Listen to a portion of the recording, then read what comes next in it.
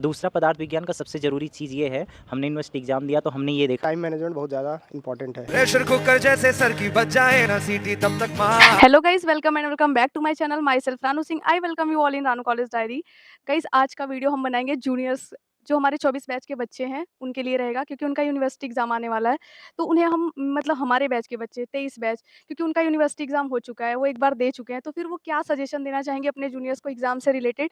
तो चलिए देखते हैं इस पूरे वीडियो में, बहुत ही मज़ेदार वीडियो होने वाला है। चैनल को सब्सक्राइब करिएगा, वीडियो को लाइक करिएगा, शेयर करिएगा और कमेंट करके ज़रूर जाइए। हाँ हाँ।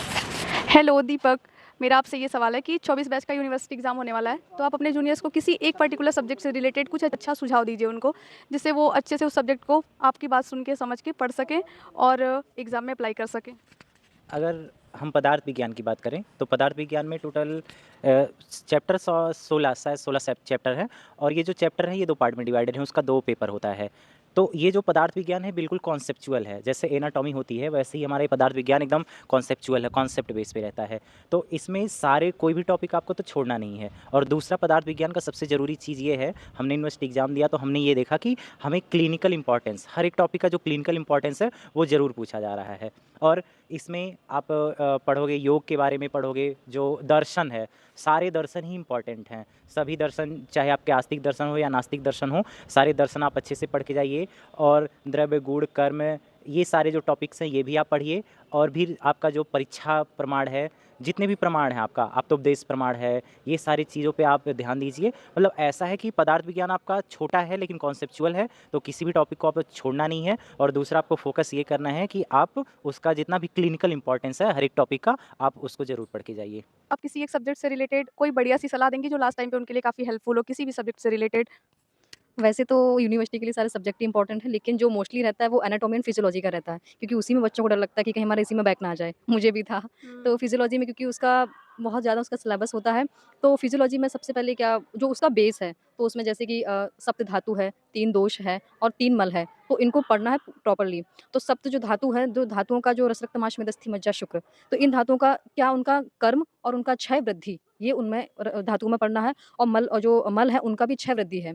और लेकिन जो 3 दोष हैं उनमें उनका जो टाइप है वो पढ़ना है, स्पेशली वात, क्योंकि जो वात का टाइप है उसके 18 कर्म भी अलग से बताए गए, तो वो भी कभी-कभी पूछता है। और जो उसका जो पित्त में क्या है, जो द्वंद्वज कर्म उसके बताए हैं वो भी पूछ लेता है। ऐसे मेंशन भी कर सकता है कि द्वंद्वज कर्म आ सकते हैं। और अगर और जो भी आपके टीचर्स ने जो बताया है उसमें इम्पोर्टेंट है, वो भी आप पढ़ के जाएँ। और इसके अलावा ओज का भी एक चैप्टर है, ओज में भी ऐसी चीज़ें पूछी जाती हैं। हमें लगता है कि केवल ओज का मतलब केवल ओज ही आएगा, ऐसे नहीं पूछता है। ओज का उसका उत्पत्ति, क्योंकि वो टॉपिक को डिवाइड करके देता है कि उसकी उत्पत्ति लिखना है, उसका कर्म लिखना है, उसका दुष्टि लिखना है। तो मोस्ट इंपोर्टेंट दुष्टि, क्योंकि हम लोगों ने भी छोड़ दिया था, बिल्कुल लास्ट टाइम पे पढ़ा था। तो मैं मतलब वो लोग सजेस्ट करूँगी कि वो लोग अभी से ओज की दुष्टि पे ध्यान दें, क्योंकि वो 3 टाइप की बताई गई है। उसके बाद जैसे निद्रा है चैप्टर, और उसके बाद अग्नियाँ, जो आचार्य ने 13 टाइप की अग्नियाँ बताई हैं, अग्नियों को भी बहुत पढ़ना है, क्योंकि हमारा जो सेकंड पेपर था उसमें मोस्टली क्या था, अग्नि ही आई थी।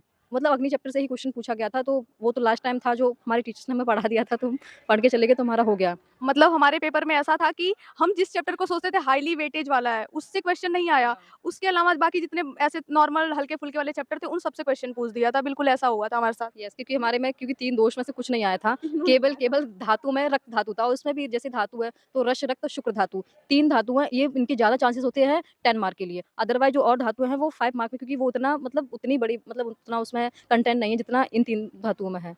पढ़ के सब कुछ जाना है, और ऐसा कुछ हम लोग ऐसा नहीं कर सकते कि बस यही आएगा। लेकिन बस पास मार्किंग के लिए इतना अगर पढ़ सकते तो हो जाएगा। Thank you Shivangi. जैसे 24 बैच का यूनिवर्सिटी एग्जाम होने वाला है, तो उनके लिए कोई टिप्स देना चाहोगे किसी पर्टिकुलर सब्जेक्ट के लिए कि उन्हें कैसे लास्ट टाइम पे पढ़ना है, कैसे नहीं पढ़ना है, या फिर क्या इंपॉर्टेंट ज़्यादा है जो पढ़ना है उनको? आयुर्वेदा का तो नहीं, मेरा हमेशा शुरू से मॉडर्न ठीक था, तो मैं फिज़ियो का मॉडर्न बता देती हूँ, ठीक है? क्योंकि मॉडर्न का ऐसा लोग लेके चलते हैं कि यार उतना वेटेज नहीं है, उतना नहीं आएगा। लेकिन जैसा हम लोग का हाल था कि पेपर 1 में कि जो छोटे-छोटे टर्म्स हैं जिस पे हम ध्यान नहीं देते, जैसे डेड स्पेस हुआ, व्हाट इज़ सीरम? आधे लोग तो हम फेस सीरम ही सोच रहे थे कि कहीं फेस सीरम तो नहीं पूछ दिया या पता नहीं क्या नहीं पूछ दिया। तो ऐसे डेड स्पेस भी का भी बहुत छोटा-सा था वो सब चीज़। कार्डियोवैस्कुलर से तो फिक्स है, 10 मार्क्स का आता है, और रिस्पिरेटरी से वही डेड स्पेस वगैरह निकल गया।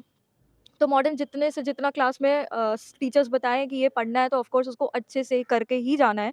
क्योंकि उसमें से भी मतलब एक होता है ना कि छोटे-छोटे टर्म्स पे ध्यान नहीं देते हैं, ठीक है? बीपी वगैरह हुआ, एट्रियल ब्लड प्रेशर हुआ, कोई एक कन्फ्यूज़िंग क्वेश्चन था, कुछ बीपी से था कि पता नहीं क्या, मतलब ऐसे कुछ रिलेटेड था। तो बहुत लोगों को कन्फ्यूज़िंग था कि ब्लड प्रेशर लिखना है कि एक और था, याद नहीं आ रहा मेरे को, लेकिन अच्छे से पूरा करके जाना है। और जो पार्ट 2 है फिज़ियो का, उसका भी एक बार मॉडर्न देख के जाना, क्योंकि हमारे में पार्ट 2 से भी आया था पार्ट 1 में। तो ऐसा नहीं है कि पार्ट 2 का है तो उसको पूरा छोड़ ही दे, पार्ट 2 भी एक बार देख लो। तो ऐसे करोगे तो हो जाएगा, और अभी बहुत टाइम है, तो आराम से करो और एकदम समझ-समझ के करोगे तो पूरा याद हो जाएगा। मैं संहिता पे बता रही हूँ ज़्यादा फ़ोकस करके, क्योंकि संहिता जो होता है वो मेरा सबसे फ़ेवरेट सब्जेक्ट रहा है। तो संहिता में टोटल तो इधर से अगर संहिता में देख लिया जाए, तो संहिता अध्ययन से है वो 15 चैप्टर है, और जो चरक से है वो 12 चैप्टर है, तो टोटल मिला के 27 चैप्टर। तो इसमें अगर हम कॉम्बिनेशन बना के पढ़ें तो बेस्ट होता है, क्योंकि अगर जैसे कि 2 चैप्टर है ऐसे, ऋतुचर्या, धारणी, अधारणी वेग।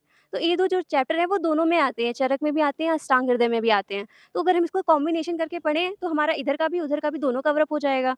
और अगर मेंशन ना करें एग्ज़ाम में, तो हम उस चीज़ को जैसे दिया है अकॉर्डिंग पे हम एक बार पढ़ के लिख सकते हैं। अगर उसने मेंशन किया कि हाँ, अकॉर्डिंग टू चरक, तो उसके कुछ-कुछ छोटे-छोटे टर्म्स में पॉइंट में बना के लिख लो कि हाँ, ये चरक के हैं और ये अष्टांग के हैं, जो जिनमें डिफरेंशिएट है।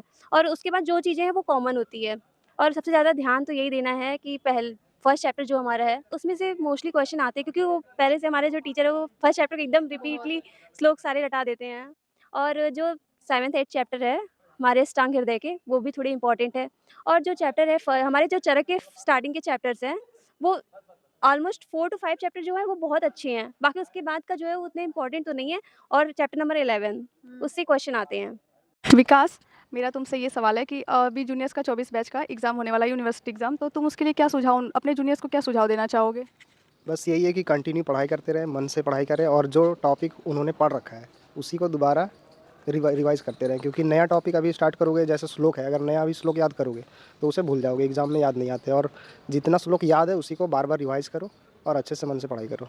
और कॉपी लिखने के लिए कुछ आप टिप्स देना चाहेंगे? टॉपिक यही है कि टाइम मैनेजमेंट बहुत ज़्यादा इंपॉर्टेंट है।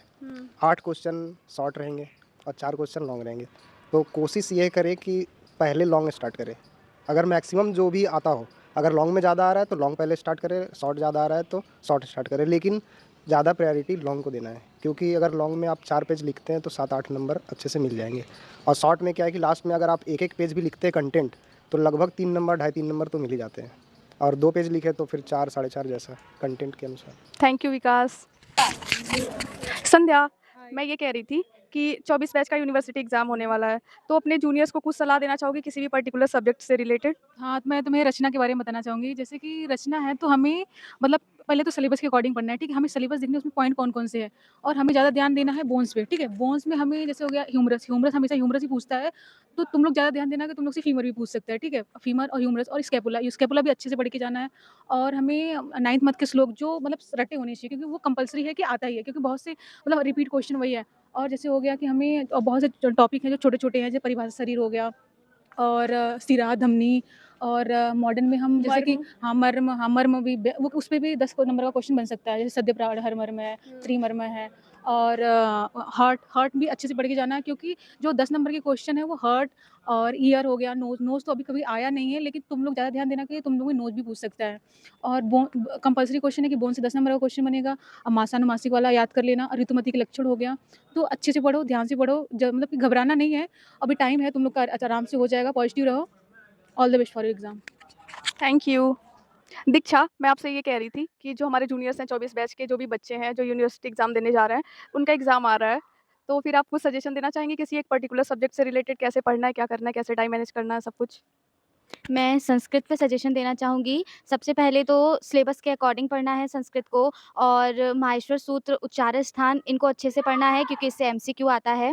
और संधि, समास ये बहुत इंपॉर्टेंट टॉपिक है, इसको अच्छे से पढ़ना है। और मोस्ट इम्पॉर्टेंट है पंचतंत्रम, जिससे 15 मार्क्स का आता है। उसमें मैं कहूँगी कि पहली, दूसरी और तीसरी जो स्टोरी है उसको अच्छे से पढ़ना है और उसके 3-3 श्लोका तो अच्छे से याद करने ही हैं, तो आपको अच्छे मार्क्स मिल जाएँगे। ऐसा ज़रूरी नहीं है कि जो पुराना पैटर्न मतलब अभी तक आया है बिल्कुल सेम वही पैटर्न आ जाएगा, क्योंकि लास्ट ईयर बिल्कुल पैटर्न चेंज हो गया था, तो पैटर्न के भरोसे बिल्कुल नहीं रहना है। और हाँ, व्याकरण में वाच्य परिवर्तन ज़रूर पढ़ लेना, क्योंकि मोस्ट ऑफ द क्वेश्चंस उससे भी बाय बाय।